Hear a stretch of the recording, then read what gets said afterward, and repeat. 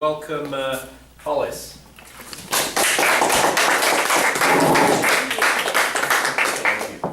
Thank you. Hey, everybody. When you love someone, you've got to trust them. There's no other way.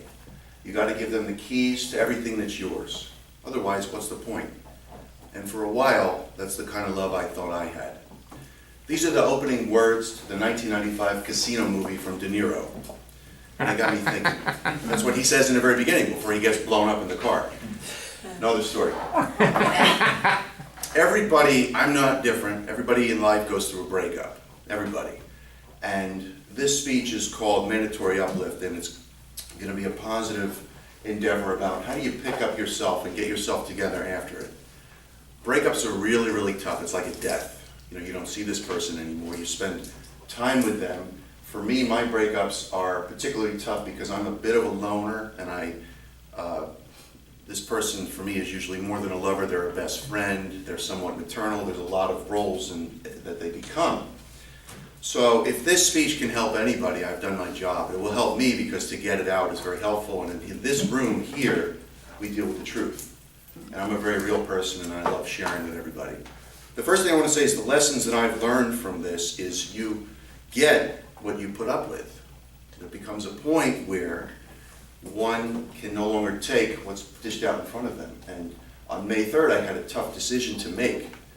I had to end a relationship because it was killing me and would have probably really ruined a big portion of my life. As a friend pointed out a few weeks ago, I still deal with the consequences of this decision. A decision that I go back and forth a lot. Did I do the right thing? Did I not? I did. Needed to be done. I'm very happy to be here today in front of all of you.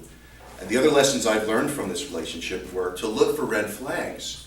People give you who they are from the initial introduction. You learn a lot from people from not only what they tell you, but by their body language and everything.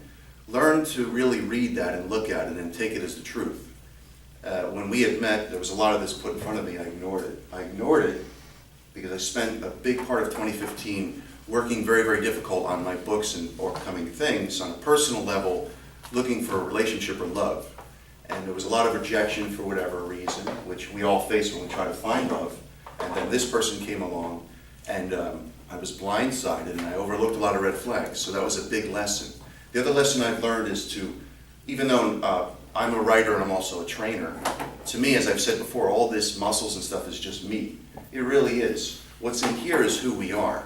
So I have learned to really look deep within inside who the person is. Past the fake breasts and the makeup and everything else, you really have to see, and I really, at 40 years old, finally got the lesson of to look at who the person really is, because that's who they really are. All this crap goes. One day I'll be lucky if I can wipe my ass, and it won't matter. The physical. It's the mental I'm talking about, you know, who we are inside. Okay, the third part of the speech, I want to go through the steps that I've been doing and still do to help me through this and better myself, to get back up on my feet. Number one is to forgive. And if the person is watching the video, which I will post on my YouTube, I forgive you. And I'll tell you why. Not because you think I should or it's a Boy Scout thing to do. To deal with the pain and the crying, the anger of hating someone is too great a burden to bear. I want to get back to loving and finding a real family and get my books and ideas and realness into the world. So I forgive any past ex-relationship. You know, it's okay, and I hope that you get maybe the help that you need and find your own way. Number two is to stay busy. For a while I felt like I was in prison. My spirit was dead. I couldn't write. I couldn't think. I cried a lot, and it's okay to cry. You have to cry to get out the bad, to get to the good. So I read a lot of self-help books. I always work out, but I've been working out better lately. I've been eating better. I've been not eating my feelings or emotional eating. You know, stay busy. Try to go out with friends. Try not to stay at home. You all know I love my dogs. So much the unconditional love, and I spend a lot of time with them, and I go to the dog park. I try to keep myself busy. The other thing is I wrote a negative list. We tend to romanticize the past.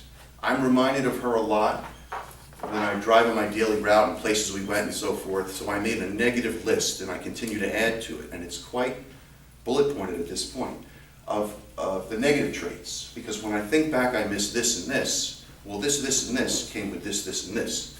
And I focus on the negative traits, and it makes me perhaps not miss this person.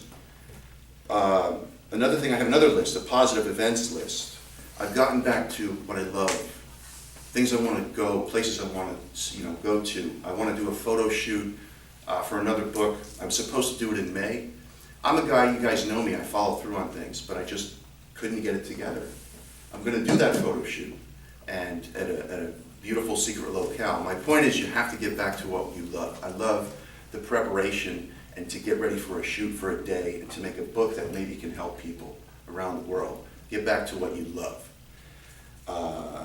It's very important you don't have contact with said person. You may want to call, you may want to text.